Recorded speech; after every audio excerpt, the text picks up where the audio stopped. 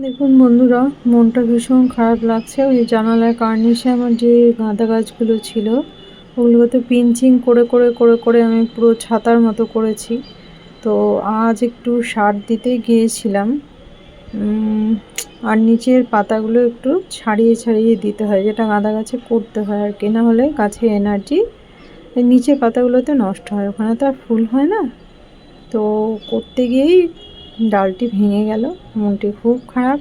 একে তো এই চীনামাটির এই টবটাও আমার ভেঙেছে, একটি হাঁস ছিল সেটা একটা। তো কি করব, ডালটিকে নিয়ে এসে বসিয়ে দিলাম, জানি না কি হবে।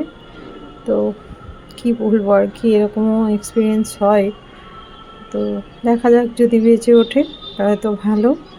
ওটাই আর কি, বারবার পিঞ্চিং করার শাস্তি, যে এতবার চিমটি কাটলে কেমন লাগে দেখ। ওদেরও তো প্রাণ আছে, বুঝে নিতে হয় কথা, সেটাই হবে আর কি।